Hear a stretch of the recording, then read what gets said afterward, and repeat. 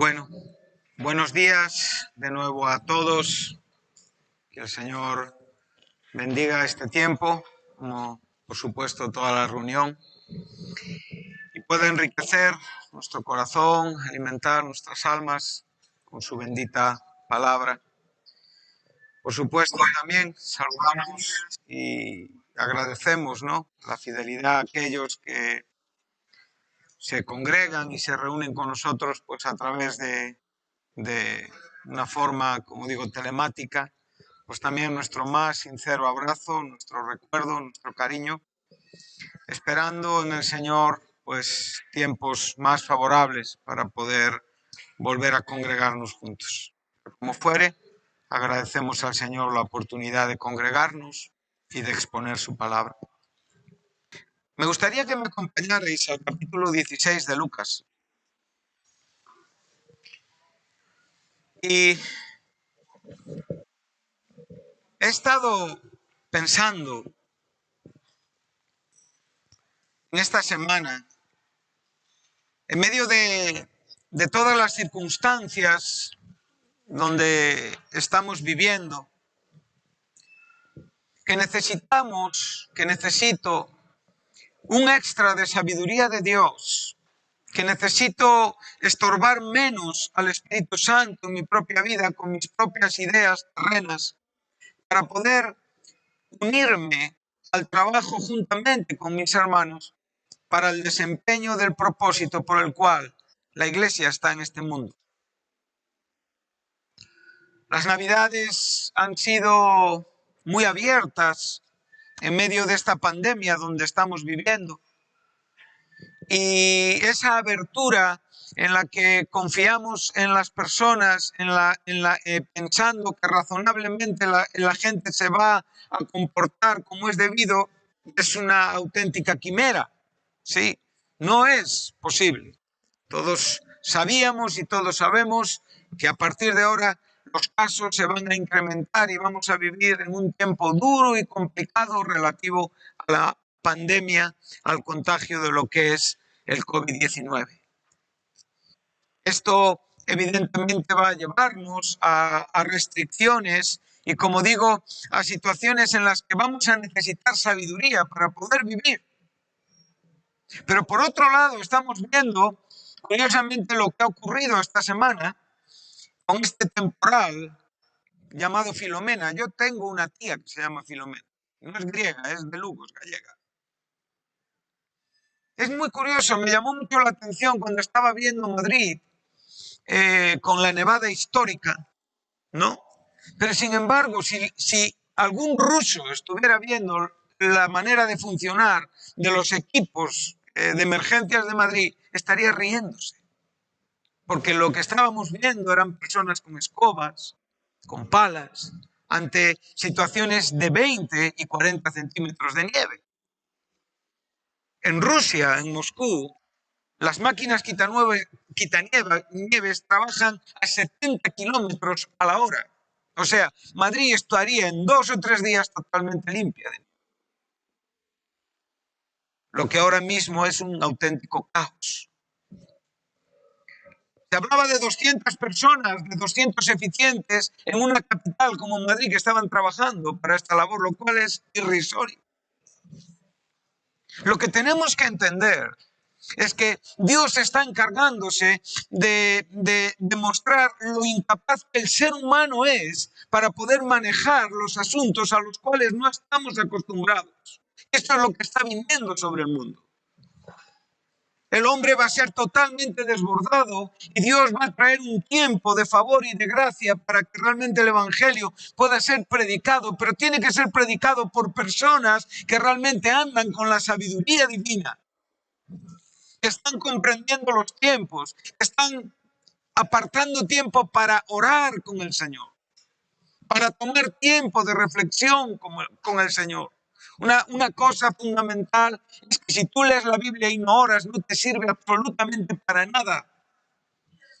Esto no te sirve absolutamente para nada, solamente estás enriqueciendo tu mente con conceptos de carácter teológico. La Biblia es la palabra de Dios, la Biblia es poderosa y la Biblia puede hablar al inconverso. O sea, una persona que no tiene el Espíritu Santo leyendo la Biblia puede comprender que es un pecador y necesita arrepentimiento. En este sentido, sabemos que la Biblia es eficaz, es palabra viva y eficaz. Pero muchos cristianos leen más que oran y por lo tanto no pueden pensar que van a tener un ministerio ni que van a tener una idea sabia, porque la oración es realmente la base de lo que después entendemos en la propia lectura. Si quieres ser fuerte en algún aspecto, en alguna gracia, la cual el Señor es que realmente hagas fuerte en la oración, porque entonces serás fuerte con la palabra. Entonces nosotros necesitamos este equilibrio, necesitamos esta comprensión para poder realmente actuar en este tiempo tan complejo en el que estamos entrando. Yo no sé cómo las cosas van a desenvolverse, sí sé que hay ciertas situaciones que van a empeorar. Y en este empeoramiento tenemos en nuestras manos una gran oportunidad, porque es cuando realmente el Evangelio es más eficaz. Recuerda que cuando en Egipto quisieron acabar con los judíos y les sometieron a presión, fueron más. Y lo que se estaba formando era un gran pueblo que saldría triunfante de Egipto. Recuerda que en los primeros compases de los primeros siglos, la iglesia perseguida crecía en la propia presión del mundo. La presión del mundo es un argumento para el crecimiento de la iglesia. Por lo tanto, no tengas miedo, hermano, porque realmente nuestros principios están seguros en aquel que nos da la fuerza, el poder y la fe para vivir. Pero es necesario que vivamos en estas condiciones. Entonces, Dios tiene que ayudarnos. Y yo meditaba mucho sobre la sabiduría que necesitamos para poder vivir estos tiempos. Y venía fuerte a mi corazón el capítulo 16 del Evangelio de Lucas, la parábola más exactamente del mayordomo incrédulo o del mayordomo infiel. Vamos a leer estos versículos y después trataremos de desarrollar lo que aquí el Señor trata de decirnos. Dice así, versículo 1, dijo también a sus discípulos. Él acaba de citar 3 parábolas, la oveja perdida, la moneda perdida y el hijo pródigo, están dirigidas a los fariseos. Las 3 parábolas anteriores era una palabra del Señor Jesucristo a los fariseos. Esta parábola es a sus discípulos. O sea, los discípulos acaban de oír lo que el Señor Jesús ha hablado en la parábola de la oveja perdida, en la parábola de la moneda perdida, en la parábola del hijo pródigo, y han extraído la enseñanza de la propia boca del Señor Jesús. Pero ahora por un momento Jesucristo va a dejar a los fariseos. Los fariseos están allí escuchando lo que Jesús dice, pero Él está dirigiendo esta parábola a sus discípulos. Entonces Él le dice así, había un hombre rico que tenía un mayordomo, y este fue acusado ante él como disipador. Este es el mismo término que en la parábola del hijo pródigo, ese derroche de los bienes, es la misma palabra. Entonces le llamó y le dijo, ¿qué es esto que oigo acerca de ti? Da cuenta de tu mayordomía, porque ya no podrás más ser mayordomo. Entonces el mayordomo dijo para sí, ¿qué haré? Porque mi amo me quita la mayordomía, cavar no puedo, mendigar me da vergüenza. Ya sé lo que haré para que cuando se me quite de la mayordomía me reciban en sus casas. Y llamando a cada uno de los deudores de su amo, dijo al primero, ¿cuánto debes a mi amo? Y él dijo, 100 barriles de aceite. Y le dijo, toma tu cuenta, siéntate pronto y escribe 50. Después dijo a otro, ¿y tú cuánto debes? Y él dijo, 100 medidas de trigo. Él le dijo, toma tu cuenta y escribe 80. Versículo 8, este es un versículo importante. Y alabó el amo al mayordomo malo por haber hecho sagazmente. Porque los hijos de este siglo son más sagaces, y aquí tenemos el término sagaz, es el término prudente, ¿sí? Es el término astuto. En la Septuaginta, en Génesis 3.1, cuando se habla de la serpiente, que era un animal más astuto que todos los animales del campo, usan este término. Por lo tanto, se nos está hablando de prudencia, de astucia. Dice, porque los hijos de este siglo, los mundanos, los incrédulos, son más astutos en el trato con sus semejantes que los creyentes, que los hijos de luz. Y yo os digo, estas son palabras de Jesús, ¿a quién? A los discípulos. Ganad amigos. Aquí sería más apropiado el castellano, el verbo hacer. Haced amigos por medio de las riquezas injustas, para que cuando éstas falten, os reciban en las moradas eternas. El que es fiel en lo muy poco, también en lo más es fiel. Y el que en lo muy poco es injusto, también en lo más es injusto. Pues si en las riquezas injustas no fuisteis fieles, ¿quién os confiará lo verdadero? Y si en lo ajeno no fuisteis fieles, ¿quién os dará lo que es vuestro? Ningún siervo puede servir a dos señores, porque o aborrecerá al uno y amará al otro, estimará al uno y menospreciará al otro. No podéis servir a Dios y a las riquezas. Esto lo hemos leído no hace mucho en el contexto de Mateo 6:24. O sea, Lucas está, podemos ver cómo Jesús nos enseña que, como Lucas nos enseña que Jesús dijo las mismas cosas en diferentes momentos.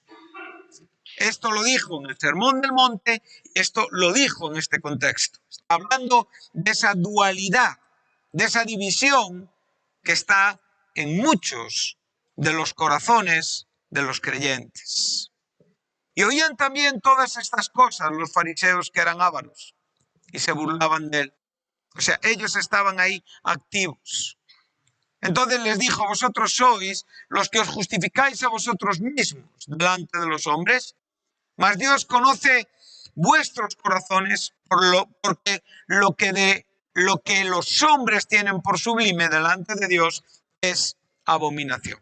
Bueno, estamos ante una parábola de difícil interpretación. Eso lo primero que tenemos que decir.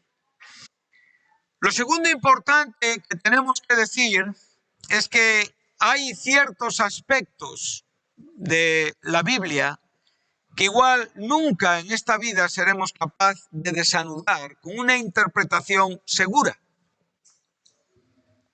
Pero lo que podemos aprender de esto es humildad. Es realmente no forzar la interpretación sencillamente porque yo creo que tengo que entenderlo. Dios es quien marca el alcance de la interpretación, no nosotros. Entonces nosotros tenemos que ser humildes, debemos de ser prudentes, diligentes, no debemos de ser temerarios o atrevidos cuando estamos tratando con la Escritura. Debemos de cuidar mucho lo que la Biblia quiere decir, y sobre todo en textos tan complicados o en contextos tan complicados como el que estamos leyendo. Es curioso que si este fuera un contexto fácil de explicar, tú leerías diferentes explicaciones dadas por los diferentes comentaristas y todos concordarían. Pero no encontrarás posiblemente, aunque habrá posiblemente otros contextos, donde haya tanta disparidad y variedad de interpretación. Por lo tanto, esto nos tiene que enseñar que no es fácil interpretar. Por otro lado, estamos ante una parábola. Una parábola que forma, digamos, un contexto con otra parábola que está dentro de ese mismo capítulo, que es la parábola del rico y Lázaro. Sí, no vamos a explicar esta parábola, pero sencillamente sabemos la dificultad que hay también con esta parábola a la hora de explicar si estamos ante una historia real o una parábola. La realidad es que los dos extremos se equivocan. Estamos ante una parábola y ante una historia real. O sea, una historia real que nos enseña, en cierta manera, una manera de enseñar parabólica. Es curioso que lo que nos enseña la parábola del mayordomo infiel tiene que ver con cómo nosotros tratamos con la economía de la vida. La enseñanza que tenemos en el rico y Lázaro es cómo nosotros tratamos, evidentemente, nuestra propia vida y cómo la desenvolvemos. Aquí no estamos hablando de campos, estamos hablando en un contexto de mayordomos, de administradores. Es la palabra economos, esa es la palabra que los griegos usan para mayordomo. Pablo muchas veces dijo, ténganos los hombres por mayordomos. Es necesario que cada administrador, es lo mismo, economo, sea hallado fiel. Eso lo enseña en la primera carta a Corintios, capítulo 4, versículo 1. Por lo tanto, como digo, estamos en una situación muy, muy importante. En mi opinión, lo que sería correcto sería dividir el contexto. Tenemos hasta el versículo 7 esta historia que Jesús nos está contando. Y tenemos a partir del versículo 8 y hasta el versículo 13 aquello que Jesús quiere enseñarnos a nosotros, o sea, aquello que quiere enseñar a sus discípulos.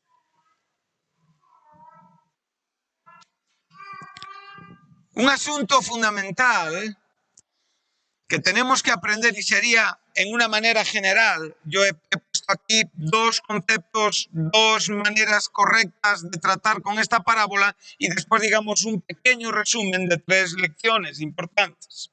Lo primero que tenemos que entender es no extraer enseñanzas que Cristo aquí nos está dando.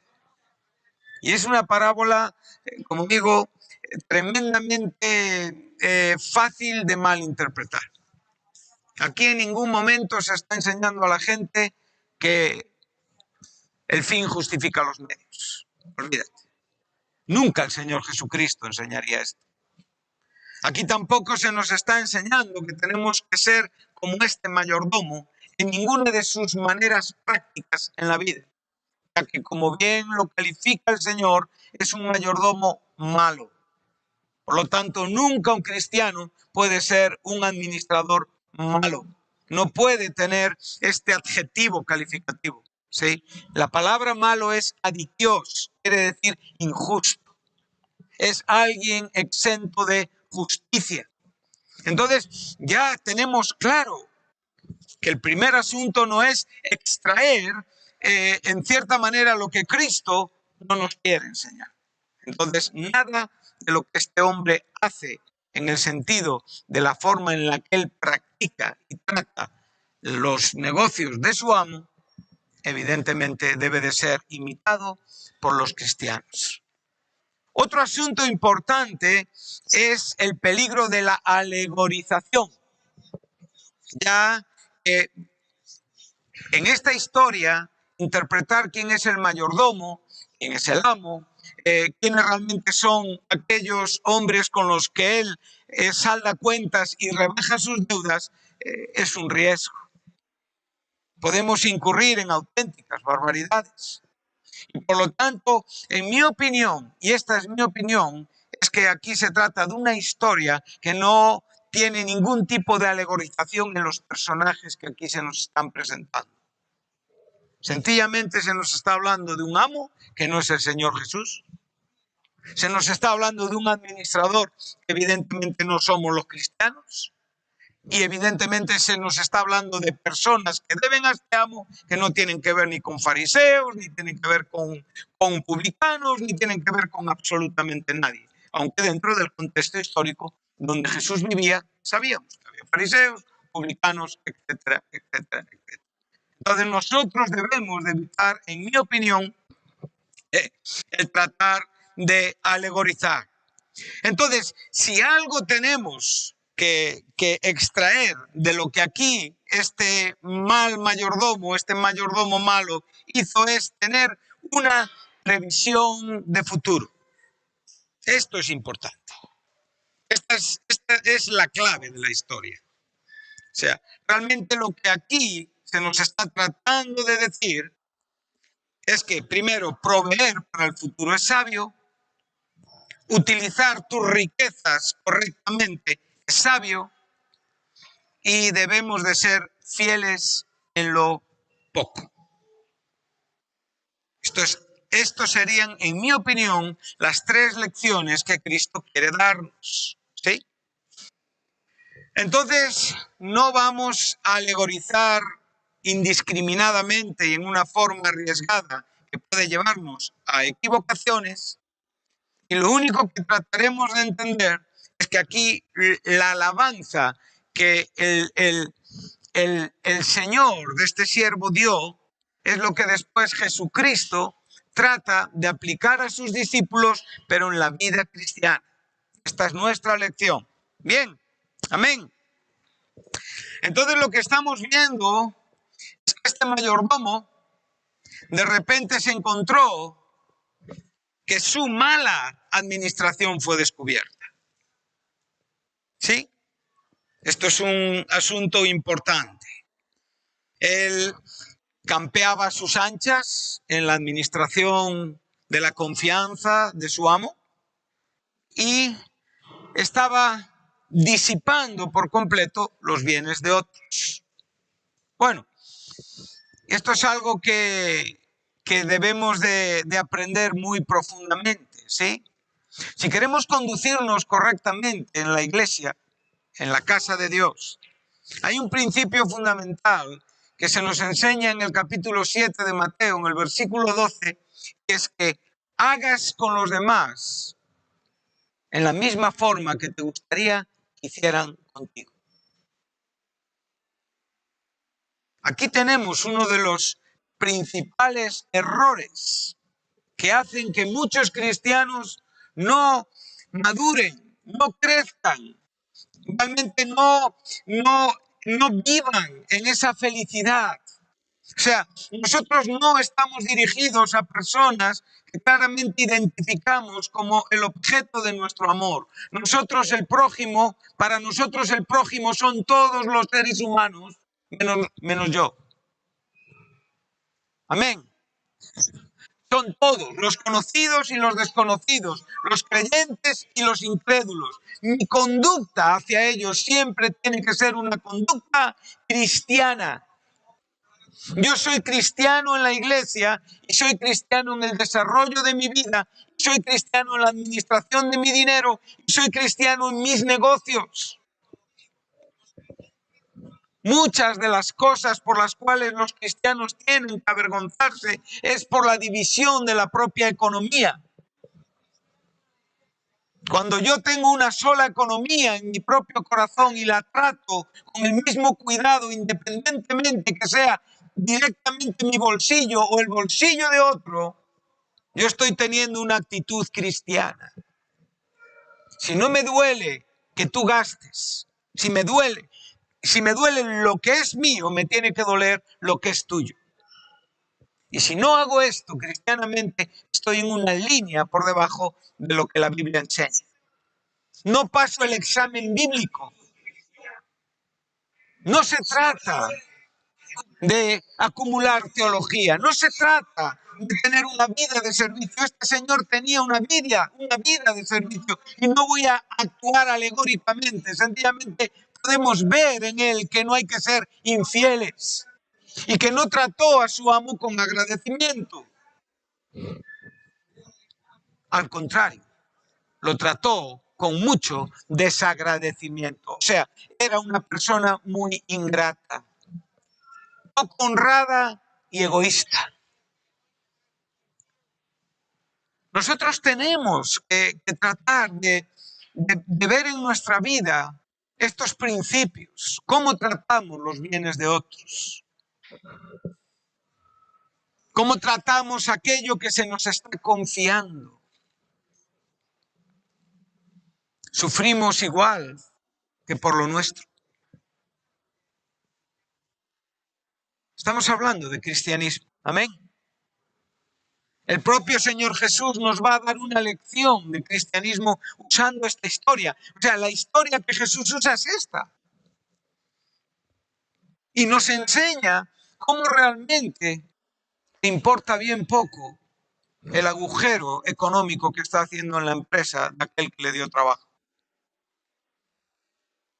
Y en el momento que descubre que su administración ya está sujeta a desconfianza y que automáticamente lo que le está diciendo al Señor es que va a ser trasladado de su puesto de trabajo, en vez de procurar unas disculpas o de procurar una reconciliación o sencillamente una explicación o un pedir una nueva oportunidad, empeora todavía su corazón.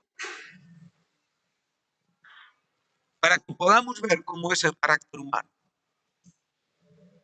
No solamente está dañando el lugar en la propia administración que se le ha confiado, sino que ahora él va a llamar a personas que les deben dinero para tratar de mostrar que él es bueno, usando las riquezas de otros. Así cualquiera es bueno, ¿verdad? Sé bueno con lo tuyo. Debemos de ser buenos con lo nuestro. Con lo de los demás es fácil ser bueno. Hay ciertas cosas que nunca debemos de pasar la raya. Hay ciertas cosas que tienen que ser principios de respeto fundamental entre nosotros. Y nunca usar los bienes de otros para nuestros propios beneficios. Esto es algo importante en el ministerio. Las personas nos podemos equivocar.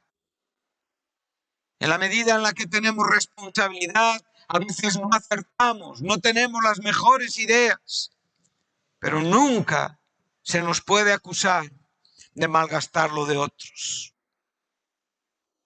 Eso no es justo.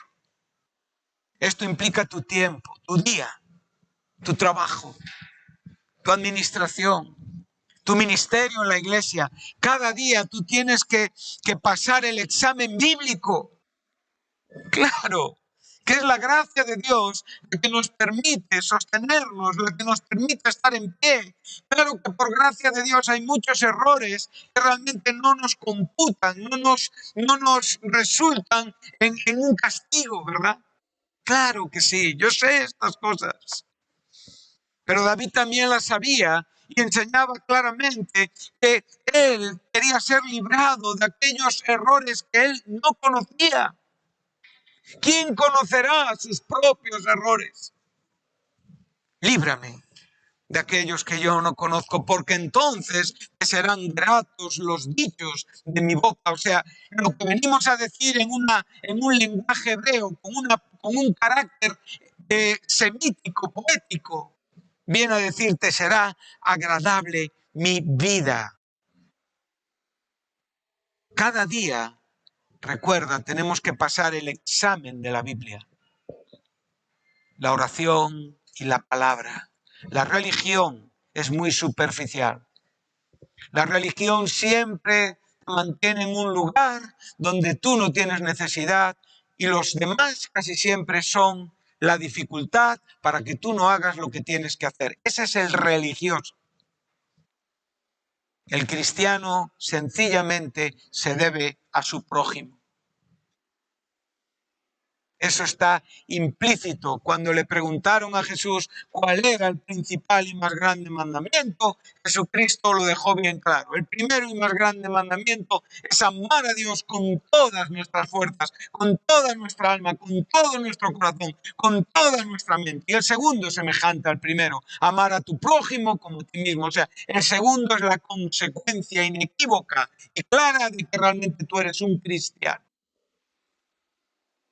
Un cristiano tiene que preocuparse por su prójimo. Tiene que amar a su prójimo y tiene que respetar a su prójimo. Muchas veces no buscamos el listón bíblico, buscamos la aprobación de los hombres. Y ahí las rebajas están constantemente no trayendo una bendición, sino trayendo, como digo, un retraso. Prefiero confrontar mi mala administración. Prefiero confrontar mi error. Prefiero confrontar una exhortación que alguien me pueda decir para sencillamente lamentarlo, arrepentirme, pedir perdón y mejorar. Pero no puedo.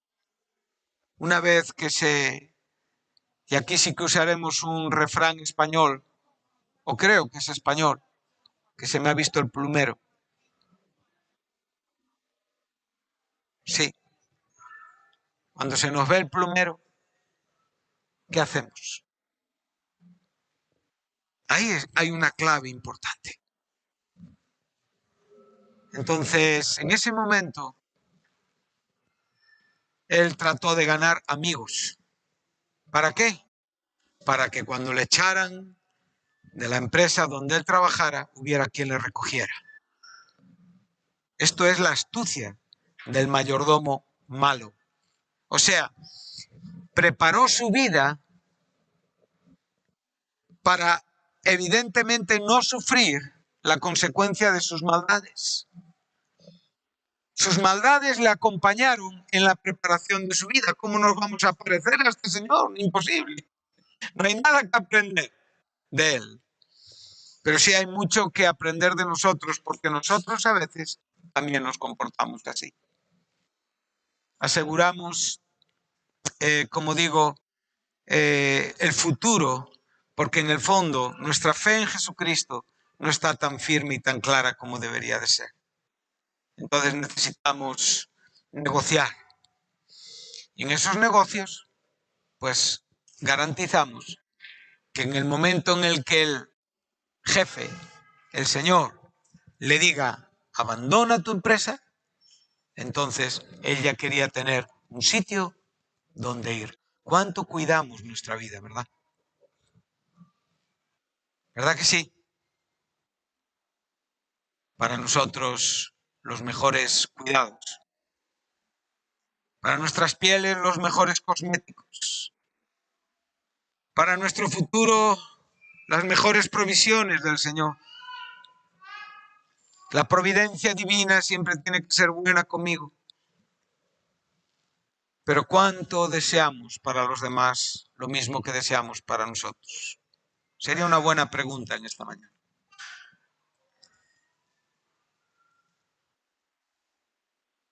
Y aquí está el listón bíblico.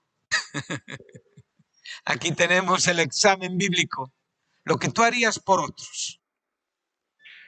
Claro, yo estoy aquí delante de vosotros y puedo ver familias y puedo ver asuntos de carácter parental, familiar, lazos estrechos, ¿no? de sangre, donde realmente se comprende la preocupación. Por supuesto, la provisión. Los padres tienen que atesorar para los hijos, tanto física como espiritualmente en la iglesia. En la iglesia también hay padres, ¿sí? Como hay padres físicos en las familias.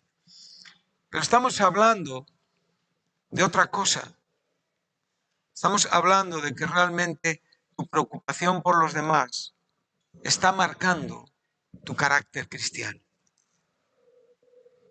Si tú quieres un ministerio pastoral, hermano, prepárate para vivir en una constante preocupación por otros.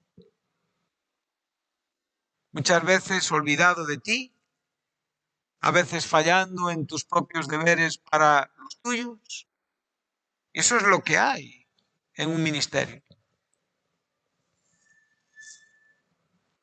Y como personas somos débiles y no tenemos el equilibrio perfecto. Yo no lo tengo, por lo menos. Fallo muchísimo. Cada día. Entonces, lo que trato de decir es que ruegues al Señor que te enseñe a preocuparte y a tratar bien lo que no es tuyo. Y aquí la parábola nos permite interpretar, ¿verdad? Cuando estás tratando con personas, estás tratando con sentimientos, con emociones, con almas, con corazones. Las posesiones terrenales, aunque no son importantes, en muchos casos están muy fuertes en el corazón y hay que tratar correctamente con ellas. Por eso Jesús está enseñando aquí que no se puede servir a dos amos, porque o se ama a uno o se desprecia a otro, y aquí la comparación es Dios y las riquezas. Por lo tanto, a la hora de tratar con las riquezas de alguien, hay que tratar con un entendimiento sabio al propio corazón. No podemos desgarrar la vida de la gente, no somos Dios. Tenemos que ser cristianos para que Dios sea el que se encargue de desgarrar, de quebrantar, de herir y de hacer todo lo que Él quiera, porque cuando lo hace Él siempre sale bien. Amén. Él hace la herida y Él la curará.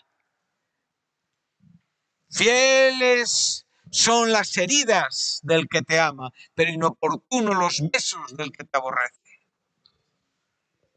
El Señor hará esa obra y nosotros debemos de comprometernos para tener este comportamiento. Entonces vemos la historia.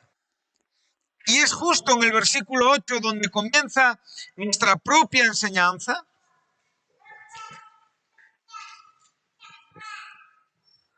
Y dice así, y alabó el amo ¿a quién? El amo no es Jesús, ¿eh? Jesucristo no está alabando a este señor. Es el amo, es el jefe. Pobre hombre. Tenía mejor corazón que su empleado, desde luego. Medidos humanamente, era bastante más honrado. Le alaba. Dice, porque hizo ¿en qué manera?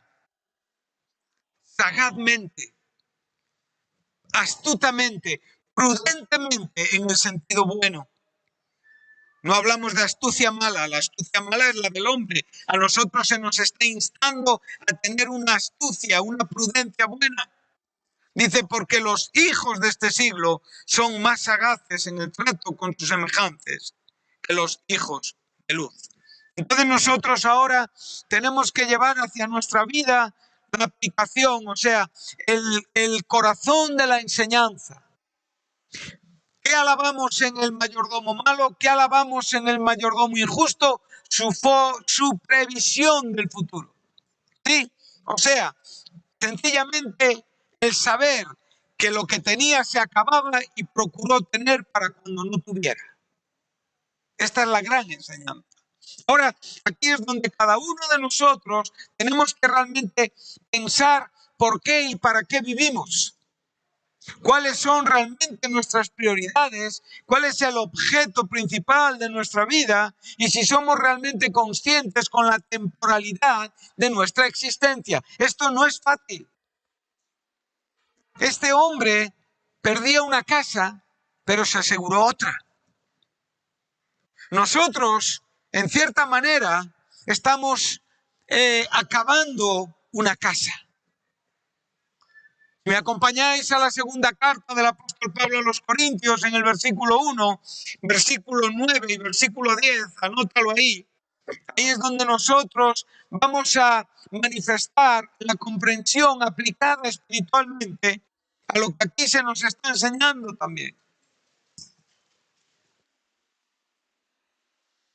Estamos todos dentro de una administración espiritual.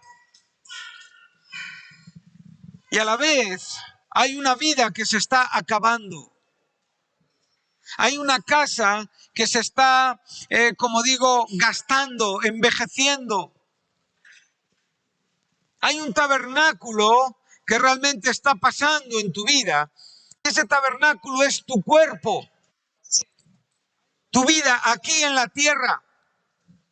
O sea, lo que hoy está dando cobertura a tu vida de fe. O sea, el tabernáculo del cual nos está hablando el apóstol Pablo es nuestro cuerpo. ¿Y qué está diciendo el apóstol Pablo? Dice en esta manera, porque sabemos. Y aquí la palabra, el verbo saber, es un saber que conlleva una claridad y una seguridad. O sea, eres muy consciente de lo que sabes y lo que sabes está perfectamente entendido en tu propia experiencia, en tu propia planificación de futuro y en la propia vida que evidencias por comprender lo que se nos está enseñando. Él claramente está enseñando la vida de la fe, la cual viene desarrollando en los versículos anteriores. Nos está enseñando a no mirar las cosas que se ven, sino aquellas que no se ven. Las que no se ven físicamente, pero las que se ven espiritualmente. O sea, todo lo que tú ves físicamente no es definitivo. Es importante hasta un punto. Es cuestionable en cuanto a su garantía y en cuanto a su seguridad. Todo lo que tú ves con tus ojos físicos es susceptible de cuestionamiento. Y si tú no entiendes esto, tus ojos físicos se van a quedar en un punto concentrados. Pero Pablo te está diciendo que no estés mirando lo que ves, sino lo que no ves, porque lo que no ves es eterno. Pero tú estás viendo lo que no ves a través de los ojos de la fe. La fe, evidentemente, es una experiencia que ve lo que realmente quiere ver. Por la fe vemos a Dios, por la fe vemos a Cristo, por la fe vemos la esperanza venidera, por la fe contemplamos todo lo que esperamos, porque si no, ¿qué vamos a esperar? ¿Lo que no vemos? No lo vemos físicamente. No es una experiencia en este momento, pero espiritualmente tenemos claridad de lo que es, aun cuando sabemos que nuestra experiencia tiene que venir todavía. Entonces, en esta realidad, en esta concentración adecuada y correcta, entonces sabemos que nuestra morada terrestre, ¿cuál es tu morada terrestre? ¿Cuál es?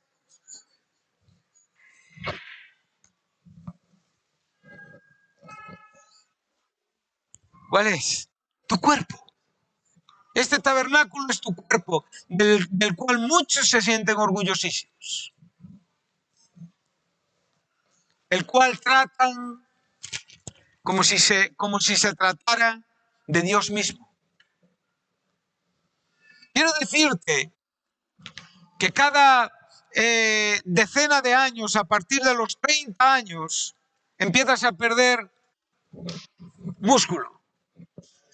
En unos tantos porcientos pequeños, pero cuando ya llegas a los 50 años, hay un 10, un 15% de músculo para dar lugar a otro tanto por ciento de lo que es grasa. La grasa no tiene fuerza, solamente ocupa espacio.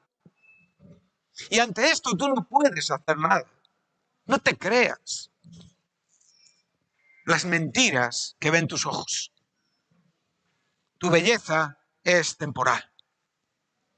Tu fuerza es temporal. Ese cuerpo que tanto cuidas es temporal. Yo no te digo que ahora te tires por un barranco abajo. Ten una buena salud, ten una buena alimentación. Trata bien con tu salud. Pero entiende que este tabernáculo está acabándose día a día ante tus ojos. Desde que has nacido estás empezando a morir. Porque esa es la realidad humana. Pero la gente no entiende las cosas. Cree que está empezando a vivir. Y hay muchas personas que a la edad de 60, 70 años, ahora está muy de moda esto, parece que quieren vivir una juventud que no pueden vivir. Yo noto claramente en las diferentes etapas de la vida cómo el cuerpo tiene cambios. Las mujeres son fértiles hasta una edad. Dios puede hacer milagros, pero en la propia economía del organismo llega una edad en que la fertilidad se termina, la menopausia aparece y las mujeres no pueden concebir. Ese es el desgaste de la vida.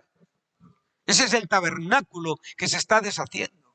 Y los hombres tenemos otro tipo de experiencias. Empezamos a tener dificultades con la próstata, empezamos a tener lo que tiene este nombre, bueno, no me sale ahora el término, donde empezamos a sufrir también los fines de nuestra existencia terrenal. ¿Por qué quieres vivir en esta manera para ti si tú no tienes futuro? Ahora tú me dices, ¿qué estás diciendo, José Carlos? ¡Qué barbaridad! Pero te estoy diciendo lo que dice Pablo, este tabernáculo que tanto cuidas está deshaciéndose. Sencillamente vive entendiendo que lo que hay aquí no es definitivo. Vive entendiendo que hay una eternidad que no puedes perderte. Que no hay mayor error en la vida del ser humano que perderse esta eternidad. Es el necio que descuida su alma. Cuando nosotros entendemos esto, entonces sabemos que tenemos de Dios un edificio, una casa no hecha de manos, eterna en los cielos. O sea, este tabernáculo, que hoy es digamos, la cáscara del Espíritu Santo, lo que hace de mí un templo del Espíritu Santo, se está deshaciendo, se está acabando, y la tumba será su destino. Y ahí acabará de corromperse. Pero en el momento que un hombre muere, la vida cristiana que tiene dentro vuela libre. Que la muerte no puede acabarla. Y ese es el comienzo de la verdadera existencia. Si tú te pierdes esto, estás perdiéndote lo más importante de la vida. Y esta es la lección que se nos está enseñando. Entonces, como digo, cuando tú llegas, no podemos leer todo el contexto. Verso 9, cuando comprendemos la temporalidad, la debilidad, el deterioro de nuestro tabernáculo terrenal, entonces, como dice el verso 9, en el propio deseo de estar presentes en el Señor, pero como fuere, estamos ausentes todos en este momento. Entonces, nuestro deber es ser ¿qué? Agradables. Agradables. Agradables con la gestión de nuestra vida. Esto es lo que aquí se nos está enseñando. ¿Por qué razón? Bueno, porque todos tendremos que comparecer ante el tribunal de Cristo con lo que hayamos hecho en esta vida, en este cuerpo, sea bueno o sea malo. Entonces aquí es donde el Señor Jesús nos está enseñando de la administración sabia, de la previsión para el futuro, de la comprensión de lo que realmente es efímero, temporal, débil, de aquello que se está deteriorando día a día. Por favor, no te dediques a esta tierra. No busques tu futuro eterno en esta tierra. Por favor, comprende lo que esta tierra es, comprende lo que tu vida es, comprende lo que tu tiempo en la carne es, y por favor, vive en la mejor manera posible. Disfruta. Si el Señor te ha dado un tabernáculo bello, pues mira, de verdad, gloria a Dios. Si te ha dado un tabernáculo pequeño, yo tengo una medida XS. Ese es mi tabernáculo. Y no voy a tratar de añadir un codo a mi estatura porque no puedo. Es lo que Dios me ha dado y con lo que Dios me ha dado tengo que vivir. Pero no estés orgulloso, no vivas para tu cuerpo, para tu belleza. Es un gran error. Porque ni eres tan perfecto como tú te ves, ni tan guapo como tú te crees. Todos tenemos defectos. Hay personas que viven obsesionadas con corregir sus defectos. Una uña, un lunar, una mancha. Y claro, Mercadona se hace millonario. Mientras tú vives afanado y obsesionado con tu belleza, creyéndote que realmente hay, como digo, pócimas terrenales, el elixir de la juventud. Olvídate. Las canas vendrán, la grasa aparecerá, la musculatura desaparecerá, todo lo que hoy es así será flácido mañana, y ese es el destino al que tú te enfrentes, y es el destino que ya algunos de los que estamos aquí estamos experimentando ya. Por lo tanto, comprenda estas cosas. Esa es la lección que se nos está enseñando. Que tenemos que ser previsores para el futuro. Amén. Entonces ahora dice, estamos viendo que esta previsión es fundamental, pero nosotros la vemos en una previsión eterna y aceptamos lo que el Señor Jesús nos está diciendo. Somos más torpes que los hijos del mundo. ¿Qué cosa? Deberíamos de ser más sagaces, ¿no? Pero nuestra astucia está regulada y controlada por los argumentos santos. El hombre incrédulo está totalmente, como digo, desbocado, con una astucia que está cargada pecaminosamente. Cuando Pablo descubrió la fuerza de esta astucia, cuando Pablo realmente llegó a comprender lo que era la carne en él, entonces dijo, miserable de mí, porque vio que realmente el destino de lo que tenía que ver con este cuerpo, con esta vida y con esta carne era un destino totalmente miserable, desgraciado por completo. ¿Sí? Entonces dice que la verdad de Dios, la santidad de Dios, la regla de Dios, el canon de Dios, el listón de Dios le enseñó lo que era pecado. Y él comprendió lo que era codiciar, sencillamente porque Dios dijo no codicies. Amén. La palabra le dio la claridad al corazón. Entonces en este momento el pecado se mostró grandemente pecaminoso ante sus ojos. Él buscó con urgencia entender una vida mejor. Entonces dice, miserable de mí, ¿quién me librará de este cuerpo que me lleva a la muerte? Nos habla de esa batalla interior. Con mi mente sirvo a la ley de Dios, pero con mi carne, con esta vida que tengo aquí en esta tierra, yo tengo una tendencia hacia el pecado, hacia la equivocación, hacia el error. Pero él dice, no hay condenación. 8:1 de Romanos, para los que están.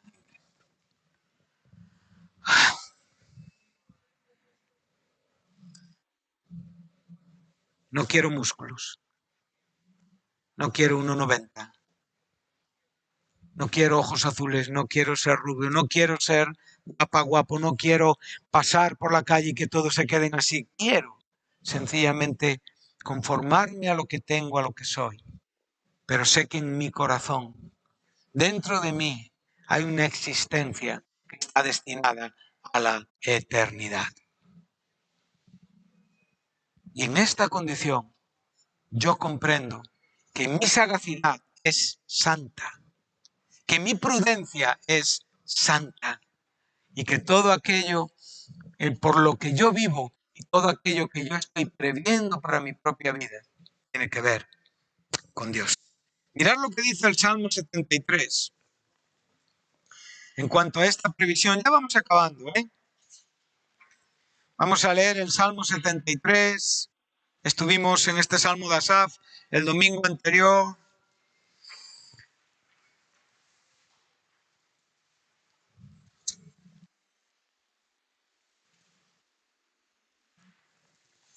Vamos a leer 2 salmos y un texto de Isaías. Y ya vamos hacia nuestra recta final. El bueno de Asaf, que luchaba con la prosperidad de los malos, entendió cuando entró en el santuario, ¿os acordáis? Ahora dice Dice, se llenó de amargura mi alma. En mi corazón sentía, o sea, toda la obsesión, todo lo que tiene que ver con una persona dirigida hacia la tierra. No hay nunca una satisfacción. Siempre hay que buscar más. Siempre hay que buscar más. Nunca nada nos satisface. Dice el verso 22, qué torpe era yo. Tan torpe era yo que no entendía. Era semejante a una bestia delante de ti. Con todo yo siempre estuve contigo. Oh, qué bueno, ¿verdad? En los momentos de mayores nubarrones espirituales, el Señor nos tuvo sujetos en su mano. No permitió que nos perdiéramos. Cuánta gracia, cuánto favor, cuánto amor, cuánta misericordia. En los momentos en los que yo era como una bestia delante de Él.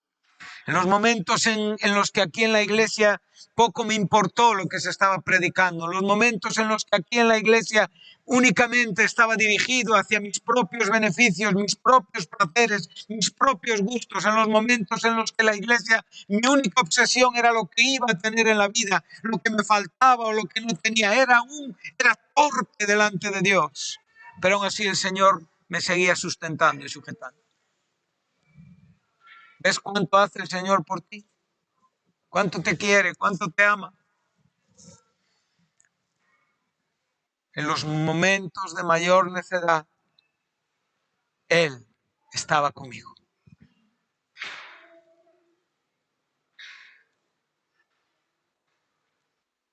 Es un buen Señor. Es un buen amo. Dice, no solamente estuviste conmigo, sino que te dignaste a tomarme, no de cualquier mano, de la mano derecha. Esto en hebreo significa mucho. Cristo está sentado a la derecha del Padre.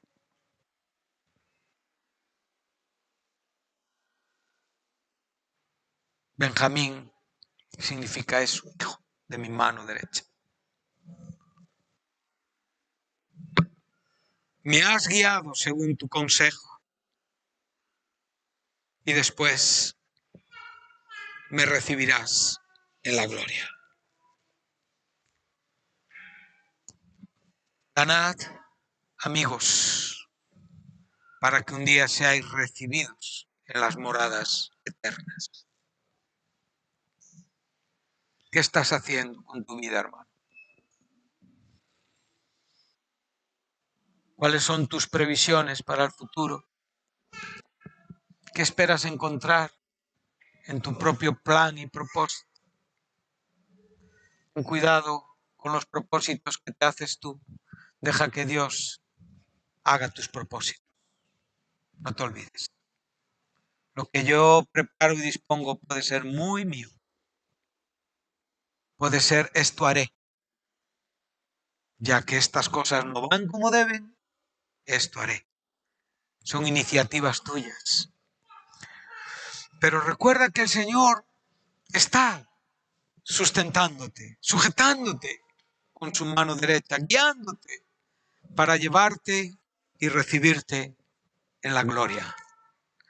Entonces, así podemos decir, a quien tengo en el cielo. ¿Tú vives así, hermano?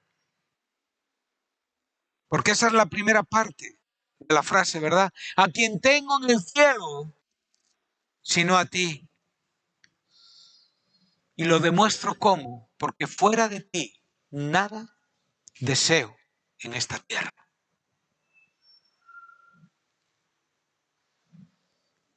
Hay personas que sencillamente podrían cambiar su estado, su felicidad, corrigiendo esta manera de vivir y de pensar. El Salmo 49, vamos un poquito para atrás.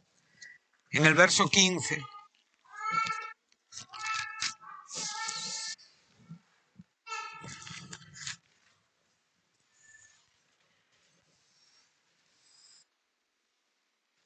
Tienes la misma idea.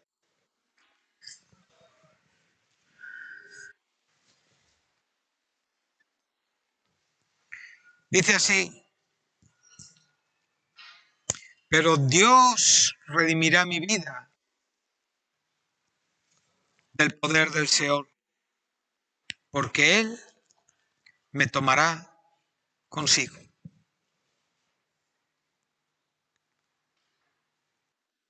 ¿Dónde está el poder de la muerte? ¿Dónde está el aguijón del sepulcro? ¿Dónde está el poder del momento en el que este tabernáculo termina su existencia? Está diciendo el salmista, está diciendo que en el momento en el que tú mueres, automáticamente hay una liberación del poder de la muerte porque estás en Cristo Jesús. En esa liberación del poder de la muerte es Dios quien te toma con Él. De nuevo te recibe en su morada. ¿Sí? Esto lo enseñó Jesús a los apóstoles, Juan 14, 1, 2 y 3. Me voy a prepararos lugar. En la casa de mi Padre muchas moradas hay. Volveré y os tomaré a mí mismo. No os turbéis, no estéis preocupados. Verso 16. En contraste, no temas cuando ves la prosperidad de los que están a tu alrededor carnal. Cuando aumenta la gloria de su casa, porque cuando muera no llevará absolutamente nada, ni descenderá tras él su gloria, aunque mientras viva se llame a sí mismo dichoso, esté feliz y orgulloso de su existencia. Qué cosa, ¿eh? Y sea loado cuando prospere. Verso 19. Entrará en la generación de sus padres y nunca más verá la luz. O sea, irá con la generación de aquellos que partieron de este mundo sin Jesucristo, a un lugar donde no hay luz. El hombre que está en honra y no entiende, otra vez dice el salmista, es semejante a las bestias del campo. Estas cosas, más que a sentir con tu cabeza, llévalas a la comprensión del corazón. Hazlas la parte fundamental y principal de tu vida, porque entonces tu vida tendrá sentido. Amén. Isaías 65, y darme por favor unos minutos más. Siento que se haya alargado. En el verso 16, aquí en plena profecía del futuro, visto por Isaías, en los cielos nuevos, la tierra nueva, el propio milenio.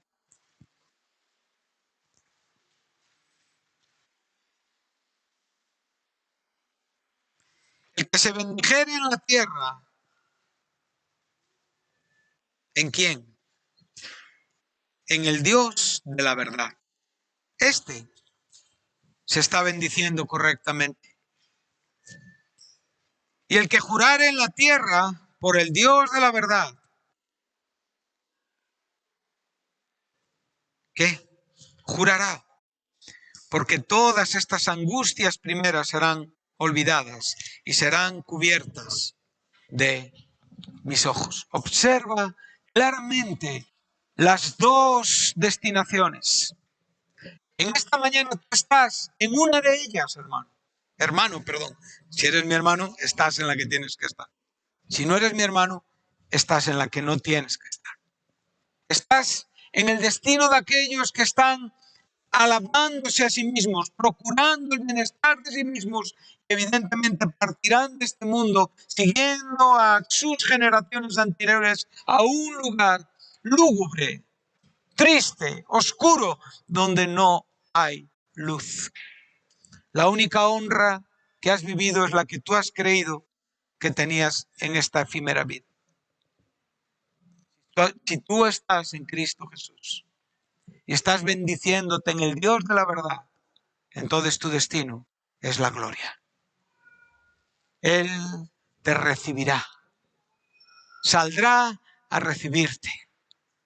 Por lo tanto, cada año que pasa, cada minuto que pasa, cada mes que pasa, cada arruga que ves en tu cara, cada pelo blanco que sale es menos tiempo que queda para encontrarte con Él. Esa es la gloria de la vejez también. En el cristianismo la muerte es, como digo, es bendición. Amén. Es ganancia. Esto es en el cristianismo. Volvemos a Lucas y ya vamos rematando. Entonces, vemos que los tres aspectos que hemos mencionado nos enseñan, como digo, lo que hablábamos: proveer para el futuro eterno es sabio, utilizar correctamente los medios temporales es sabio y debemos de ser fieles en lo poco. Reconocemos nuestra diferencia con los hombres de este mundo y ahora, qué bonito esto. Yo os digo, ganad amigos por medio de las riquezas injustas. Aquí las riquezas injustas sencillamente quieren enseñarnos aquello que es inseguro e inestable. No son riquezas ganadas con maldad. No, los cristianos no administramos riquezas injustas. Es sencillamente injusto en el sentido de lo temporal, de aquello que realmente significa y representa que no son nuestra seguridad en ninguna manera y que son totalmente inestables. Lo que hoy tenemos aquí se puede acabar mañana. Amén. Entonces, Él te está diciendo, gana amigos por medio de estas riquezas que hoy estás administrando, para que cuando estas falten, aquí tenemos una palabra que conocemos, eclipse, ¿sí? Quiere decir, el eclipse es aquello que deja de verse porque algo lo eclipsa, lo tapa, ¿sí? Eclipse solar, lunar. Pero aquí lo que te está diciendo, ¿sabes qué es? Cuando estas riquezas falten, está diciéndote, cuando tú te mueras, es lo que te está enseñando. Cuando tu vida se acabe aquí. Entonces, cuando tu vida se acabe aquí, que seas recibido en las moradas eternas. ¿Por quiénes?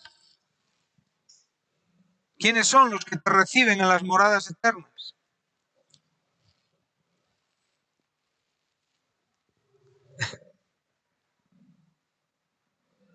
Qué bonito será ese día. Cuando tú vas a poder ver el fruto de tu trabajo. Incluso el agradecimiento de hermanos y de hermanas que estarán allí mirándote a los ojos y diciéndote gracias. Así va a ser el siervo de Dios. En esta vida no buscamos ser recompensados con el agradecimiento, ni tan siquiera con el cálculo de nuestros frutos o del alcance de nuestro trabajo, lo cual puede ser tremendamente orgulloso. Pero en aquel día las almas de los justos hechos perfectos estarán para siempre a tu lado, contemplando tu generosidad, tu corazón. ¿Cómo puedes estar despistado oyendo esto? Qué pena. Nuestro futuro.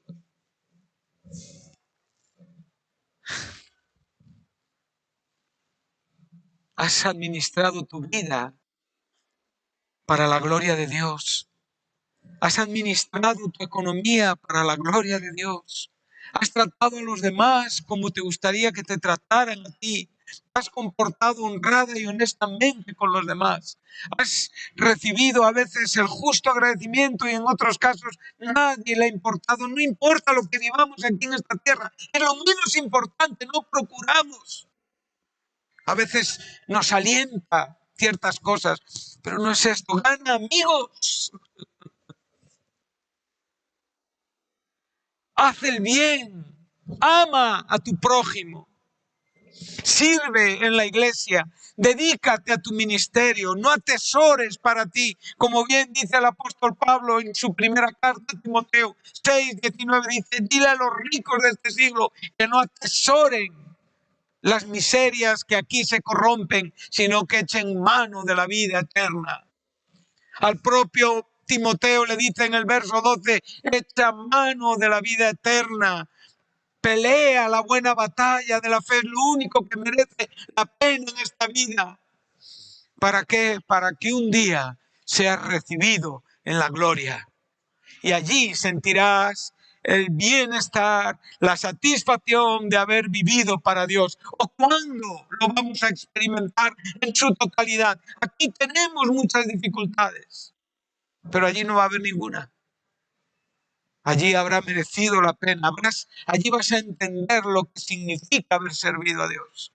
Aquí estamos viendo todavía como por un espejo. Aquí todavía tenemos que ver lo que no vemos. Tenemos que usar la fe para poder comprender nuestra propia esperanza. Pero en ese día voy a ver, claro, voy a entender cómo fui conocido. Voy a ver el rostro de Jesús, satisfecho con mi vida aquí en esta tierra. Si este no es tu meta, entonces tu cristianismo es muy equivocado. Si vives aquí para satisfacerte, estás equivocando la profesión. Esto es lo que hay que aprender a vivir cuanto antes, mejor. Este es el consejo.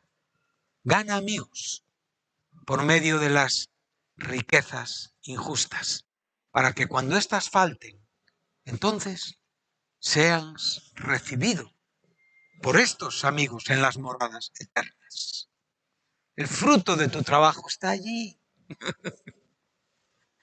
Tu galardón está allí. La gloria con la que tú vives para Dios, allí la entenderás más perfectamente. Pero en este momento, mi consejo, hermano, es que seas fiel en lo poco. Porque quien es fiel en lo poco, es fiel también en lo mucho. Cuando un ministro no es fiel, cuando una persona que está creciendo muestra infidelidad, lo mucho también va a ser una evidencia de su forma infiel de proceder. Recuerda que el término fiel o infiel tiene que ver con fe. Pero te está diciendo de nuevo, mira lo que te va a decir, porque si en las riquezas injustas no fuimos fieles, ¿cuáles son las riquezas? Otra vez, ya lo hemos dicho, ¿verdad? ¿Quién os confiará lo verdadero? ¿Qué es lo verdadero? Es tu salvación, es tu recepción en la gloria, eso es lo verdadero. Los cristianos no administramos mentiras, administramos verdad del Señor, amén. Y por lo tanto, las riquezas injustas tienen que ver con lo que es temporal, como hemos dicho. Y ahora dice el verso 12, en lo ajeno. ¿Qué es lo ajeno? Evidentemente, es lo que estamos hablando, las riquezas injustas. Y te dice, ¿quién os dará lo que es vuestro? Hermanos, vivamos sabiamente. Sé fiel en lo poco. Prevé hacia la gloria eterna y administra lo que tienes honradamente. Cuanto antes, mejor. Tus provisiones y tus proyectos y tus propósitos que sean de Dios. Cuidado, como digo, con esto haré. Acordaros. Eso apunta hacia ti, hacia lo que a ti te apetece. Pero lo que estamos enseñando es otra cosa. Espero que el Señor os haya bendecido con esta parábola. Creo que no me he metido en líos explicativos. Y honestamente he tratado de explicar lo que entiendo que aquí se nos enseña. Que Dios os bendiga y que nos ayude en este tiempo que comenzamos en el 2021. Que Dios bendiga su propósito en ti. Sí. Que ayude a la gente enferma, que ayude a los casamenteros, que nos ayude en esta boda que tenemos ya pronto, que nos permita disfrutar del liderazgo, del ministerio, de nuestros jóvenes. Ayer tuvimos un tiempo con ellos, era una maravilla ver lo que el Señor tiene para todos y para cada uno. Pero ruego a Dios que vosotros lo podáis ver en una manera personal. Que Dios os bendiga. Muchas gracias.